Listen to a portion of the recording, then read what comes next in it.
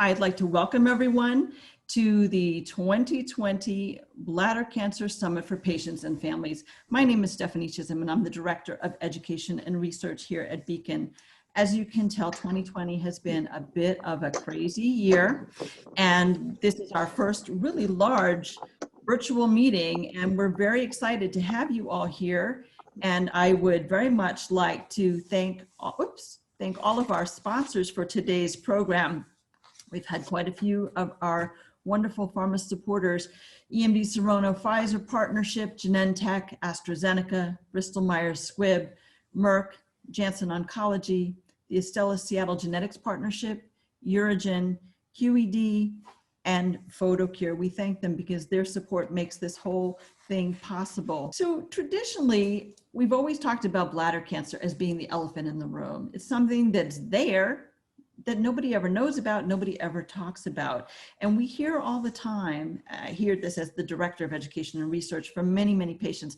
I had no idea you could get cancer in your bladder until the doctor told me that's what I had. And we're working really hard as an organization for the last 15 years to change that so that we can be. So I'd like to first take a second and introduce our co-founder, Diane Zapperski-Quale. Diane, it's a delight to have you here. I've known Diane since the beginning of BCAN, and I'm going to turn this over to you. You just let me know when you want me to advance the slides. Thanks, Stephanie. Can you see me? Am I on video now? We see you, yep. Okay, great, because I can't see myself. This will be interesting. Well, welcome everyone. It's so wonderful to have you all participating. As Stephanie said, it's a really strange year, and I'm sorry not to be able to be in person with all of you, but BCAN is nothing if not adaptable.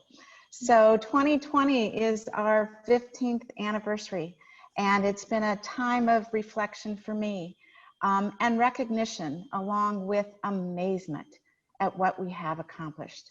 I've taken some time to look at old photos, old emails, old materials, which has really been a lot of fun. And what it's done is it's reinforced for me what I've known from the beginning. BCAN is about people, about family, and about community.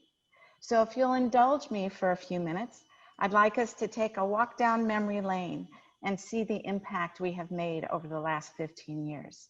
Next.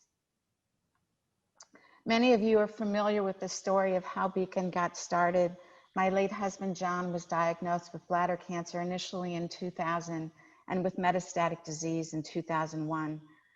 We created BCAN because we were frustrated by the lack of awareness of this disease, the lack of information, and the lack of treatment options for a disease which impacts tens of thousands of families every year. We didn't have a big plan.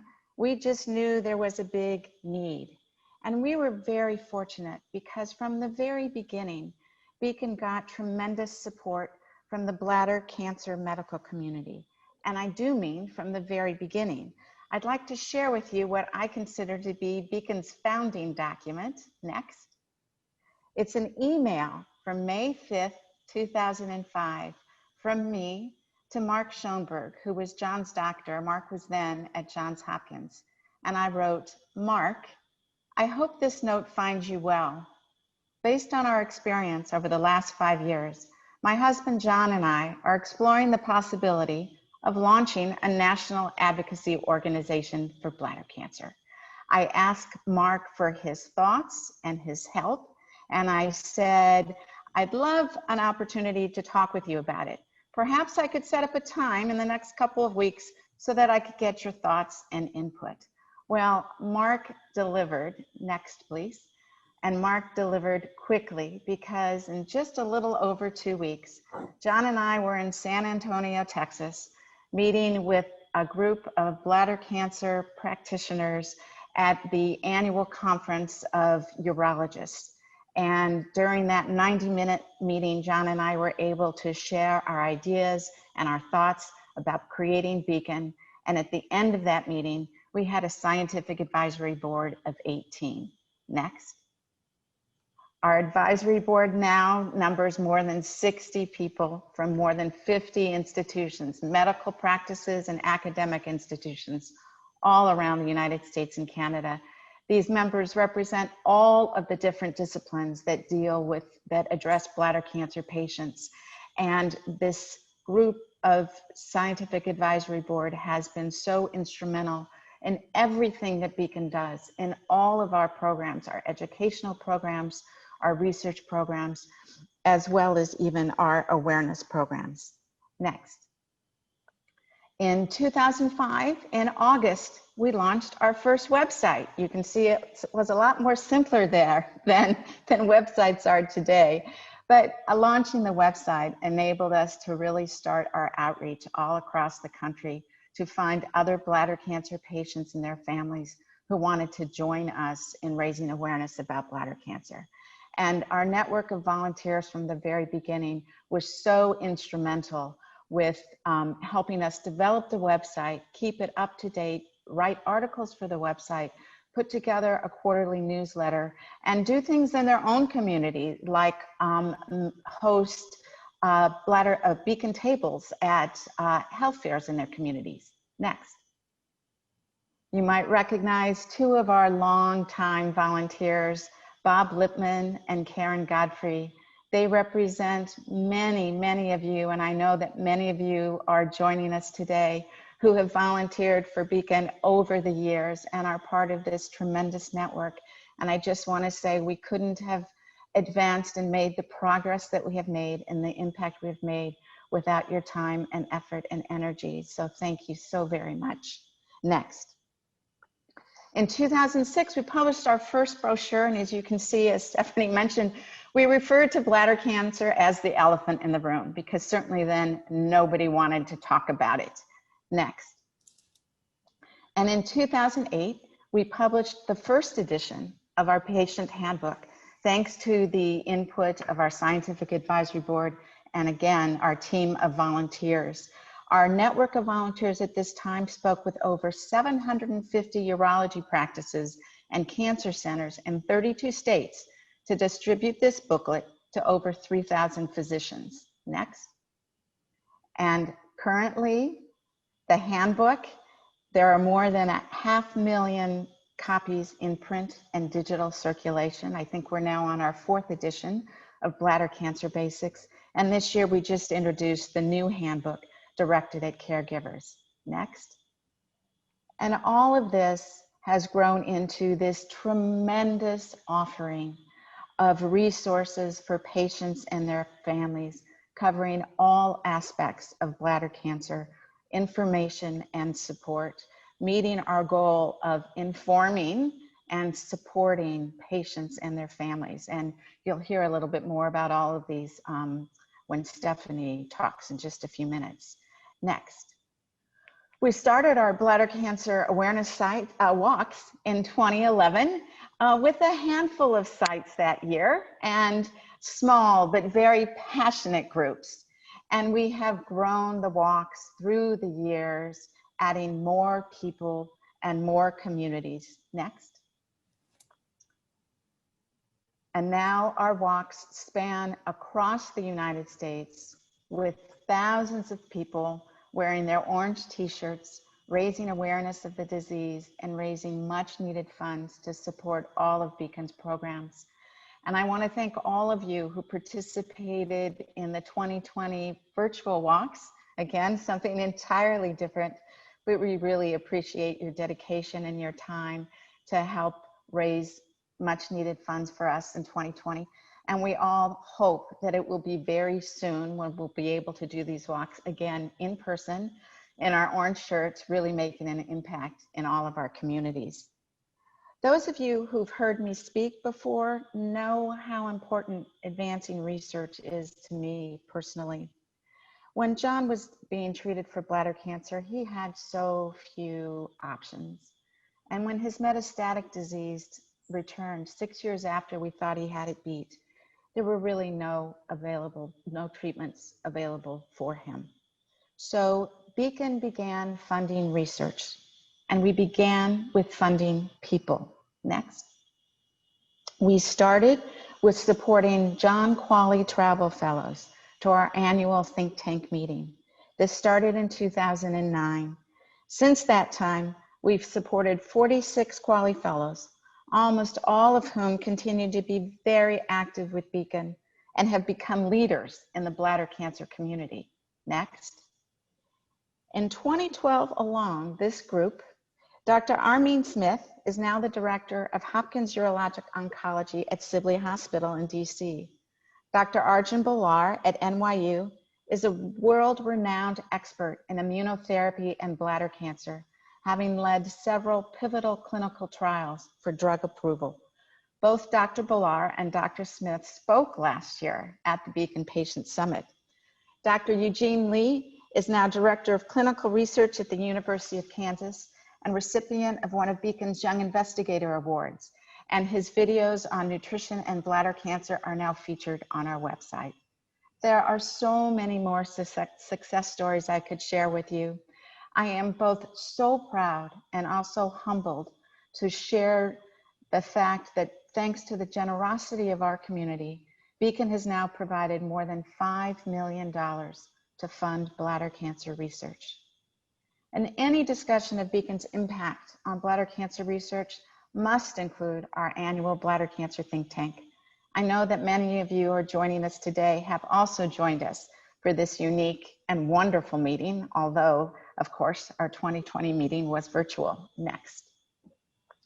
The think tank started in August 2006 as a group of 35 or so doctors and patients who gathered in Aspen, Colorado to think outside the box, to find better ways to collaborate, to find new treatments to save lives.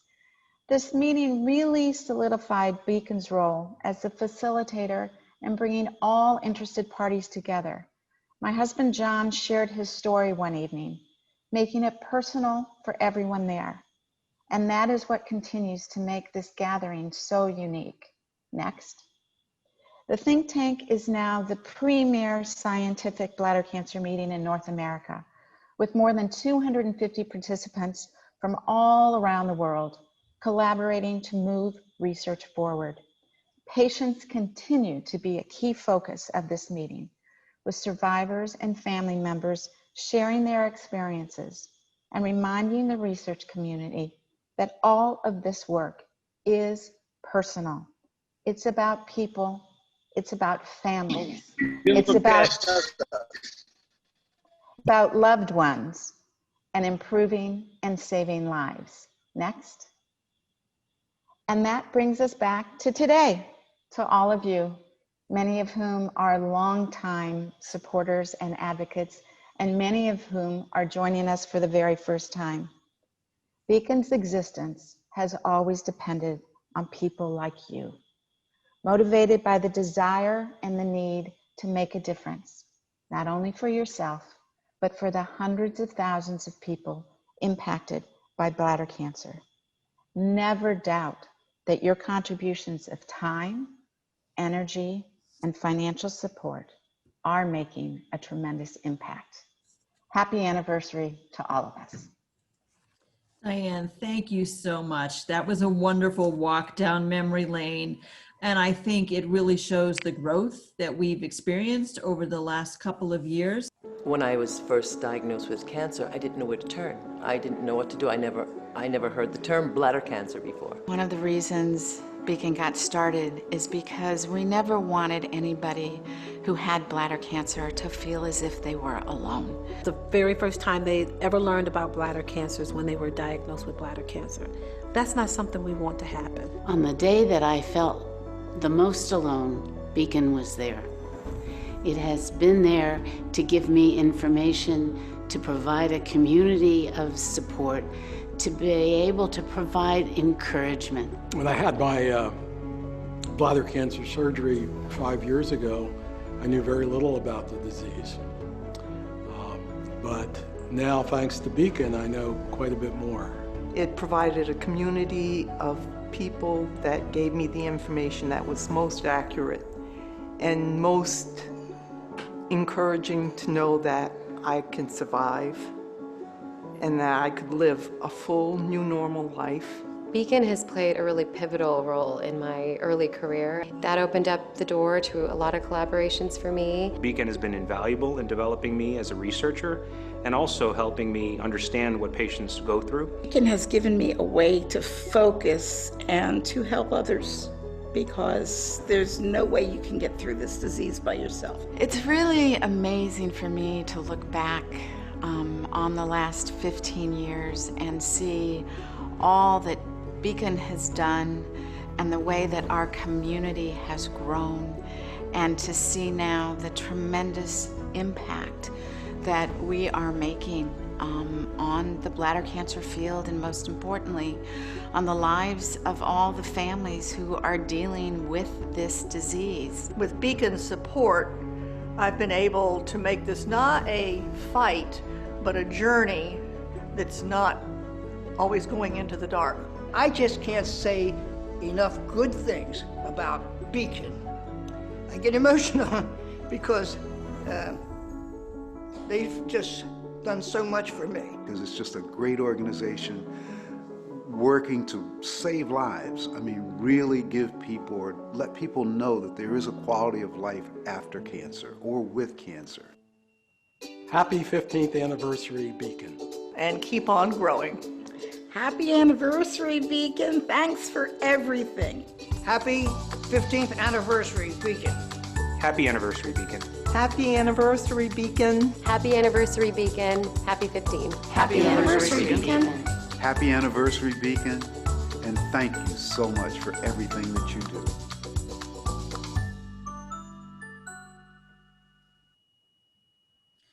Well, that just does my heart good. Every time I watch that video, I think of my friends that are part of this community, all of the folks that spoke that are here. Many of them have been regulars at the Bladder Cancer Summit for patients and their families.